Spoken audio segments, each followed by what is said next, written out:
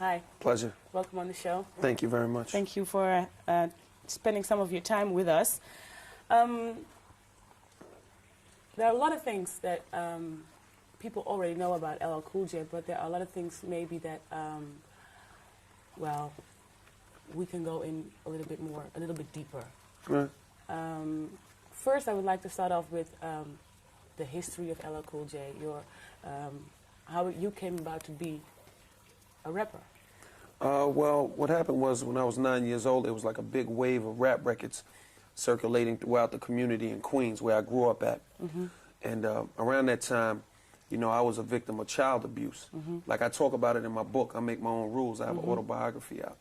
And, you know, being a victim of child abuse, when I first heard rap music, it was like an empowering thing for me because it was the first time I heard young people speak in such a powerful manner and express themselves in such a powerful way. Mm-hmm. And I felt like that was something, I gravitated towards it immediately. And, Could you explain why that happened? Because you grew up listening to different kinds of music. No, I grew up listening to rap music. Yeah? I listened to Grandmaster Flash, The Furious 5, Treacherous 3, Crash Crew, and The Fearless 4. You know, Africa Bambaataa and the Soul Mm-hmm. Sonic Force. They were like the first generations of rappers. And I grew up listening to that Cold Crush 4.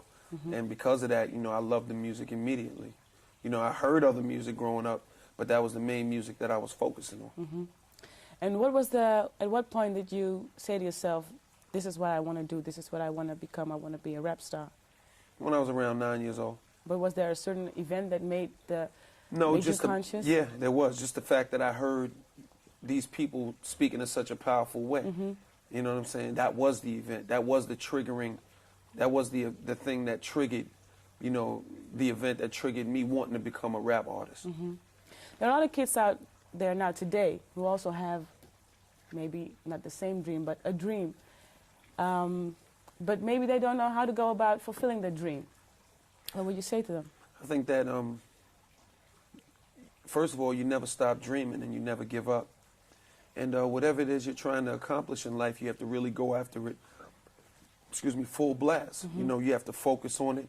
You have to think about it. And if it is your dream, you have to think about it constantly so it can manifest in your life. Yeah. You have to be where the ball is. You got to be where the industry is according to what you're trying to do. Whatever it is you're trying to accomplish, you have to learn everything about that particular industry. Mm-hmm. If you want to be a doctor, you have to learn everything it is about whatever particular field of medicine you want to go into. If you know you want to be a rugby player, you got to learn all about the sport of rugby. Mm-hmm. If you want to play football, you got to learn all about football. I mean, whatever it is you want to do, you have to learn everything you can about it so that you can master it. How did you do that? Just, you know, listening to the music and listening to all the artists that were coming out. But the reality is I didn't learn everything. You never learn everything. But, you know, I didn't learn the majority of the things that I know now until late in my career. Mm-hmm. Okay. Well, speaking of your career, going on with that, do you remember writing your first rhyme? Not particularly, but I remember how it went. Mm-hmm. How did it go? When you get off the walls and you bust your balls and you skibbity-bee-dop-de-doo, I'm going to rock you up, I'm going to rock you down, and I'm going to do it just for you. Huh? Sorry. Nah, go ahead. That was it? Nah, but go ahead. No. Finish. You want to hear the rest? Yeah. I don't remember. You don't remember? Nah. No, I just want to know where they came from. Because people who write lyrics, they also say they have an inspiration, they have a thought, they have an experience, you know. You know, but the reality is that, you know, it comes from the same place that a lot of these beautiful paintings in this hotel come from. Mm-hmm. Just life. Mm-hmm. Life experiences and whatever you feel in here. Mm-hmm. That's where art comes from. Whether you're sculpting, painting, writing, whatever it is, it all comes from that same place. Mm-hmm. So you felt like you had, did you feel at that time that you had a lot to say to the world? It wasn't about talking to the world at that point. It was about convincing myself that I could overcome the helpless feelings that I had when I was abused as a child.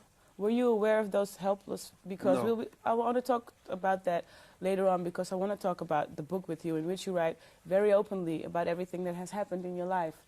But being a 9-year-old child, are you aware of, can you name the feelings that you have at that time? No, not at that time. No.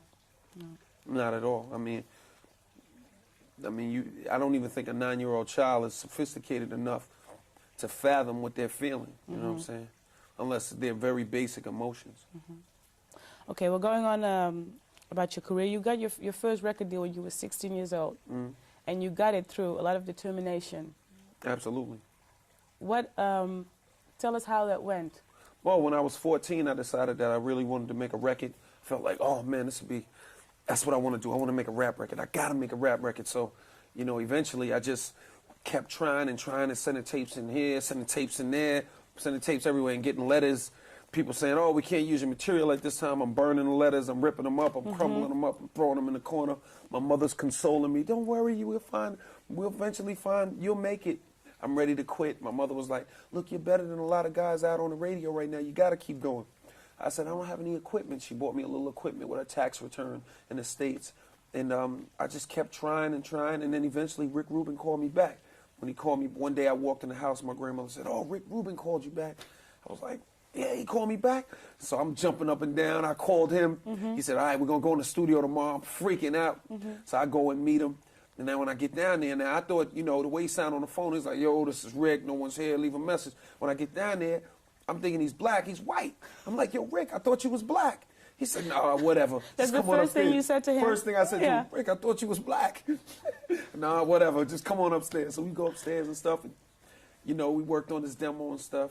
It was cool. You know, I mean, you know, that was like probably the happiest moment of my life. You know what I'm saying? Besides being born. Yeah. You know what I'm saying? But you weren't really there when you were born. Yeah. You know, I was there. Or I wouldn't be here, but I wasn't there. Yeah. You know what I'm saying? So okay, you're 16 years old. All you want to be is this rapper. You want to hear your thing on the radio, and then you get a record deal. Right. What happens next? I mean, you're 16 years old. Oh man, I'm happy. I'm running through the streets rejoicing. I got the flag in my hand. Yeah. I'm the man. I just felt great. You know, it kind of just went like a blur at that point. You know, it just was like. But did you think this is it? I now got the record deal. I've made it. I'm here. This No, is it. not at all. Did you know it was the beginning of something? It's like getting big? drafted by the NBA. You know, you just started. You know, you got drafted. Now you want to play. You want to show everybody how good you are. And then you get a chance to make your first album, Right. which goes platinum. Right. Crazy. Yeah, it is. Yeah. It's nuts. It's real bananas. Yeah, I was happy to do it. You know, I'm happy it happened. You know, I made my first album and it came out. Tell us about the album. At that point? Making Well, the at that album. point, you know, I was being guided by Rick Rubin mostly, mainly. I did give him a lot of input on certain things. Because you did come with something that was different. Yeah, because I just was, you know, I was just a, you know, young off the street, and that was my interpretation of what I had been hearing. You know what I'm saying? And that's still what I do. You know? Yeah, because you've had now you've had 6 platinum albums. Well, I've had a lot, whatever. Whatever. Whatever. Exactly, You know what I'm whatever. saying? And every time you come with something new, it's like I'm trying to think. What makes him find a way to come with to staying true to hip hop, as you've known it all along, and as we all know it, but still coming up with something that's slightly different. Just waking up people every time you come with it. It's like, oh yeah, wake up call. It's like art, you know? You just take your canvas and your easel and you set up at a different location and you paint something different. But there's a lot more pressure involved, of course. I don't allow it to become a lot of pressure because that's when there's a problem, when you start feeling the pressure. Oh, I got to be new. I got to be different. I just want to make something hot. I just want to make what I'm feeling. I want to make what I'm enjoying and hope people appreciate it. That's all. But You know what I'm saying? I can't get caught up in the pressure because the pressure is like what destroys you. You know, you start competing with yourself and getting caught up. I just make music. I don't treat it like so. I'm not so rigid with it, you know. But still, at one point, as I read in your book, you felt like, and this is now we're just skipping a whole lot of years, but this is like when you did, I think Mama Said Knock You Out, you felt like, okay, this whole hip hop industry around me is changing, and I don't know if I can still do it because people want different because I things wasn't. now. Yeah, because I wasn't sure. You know what I mean? But see, that comes with the attitude that I have now comes with experience. That was a different time then because that was 7 years ago, 6 years ago, and that was two, 3 albums ago. And I was a whole different, I had never went through that period before. See, now I understand the peaks and valleys. I didn't understand then. Yeah. If my album Phenomenon doesn't do well, I won't be distraught. You know what I mean? But at that time, if I had the mentality that I had then, I would be distraught, and I would feel the pressure, But you were always trying to expand your... Definitely. Yeah. I want to expand. I want to do better. I want to do good things. I think that's the human nature, to expand, to explore. And I like to do that with my music. Did you ever think you would be able to combine your music with TV, movie? Did you ever think that was all gonna come your way? I didn't think about it. I never even thought about that. Those were kind of like things like accolades.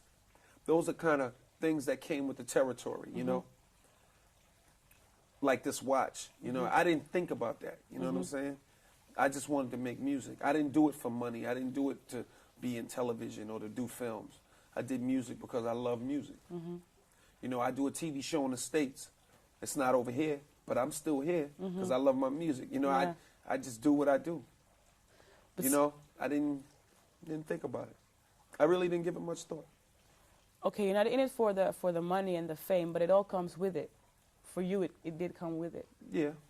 So something must go through your mind when you're standing in there in front of a lot of people, your peers, and you're standing there receiving a Grammy Award or Oh, it's a beautiful feeling. It's a wonderful feeling. It's like electricity. It's like your body is supercharged. But you It's nothing like sharing with other human beings. It's nothing like human beings directing their focus and their energy towards you. That's an incredible feeling because that's why we're here. If you were the only person in this world, you wouldn't be sitting in that chair right now interviewing anybody. We wouldn't have, the whole point is for us to interact and to deal with one another in a certain intimacy that exists between human beings. You know what I'm saying? So that's a wonderful feeling. It's incredible. This is the Music Factory.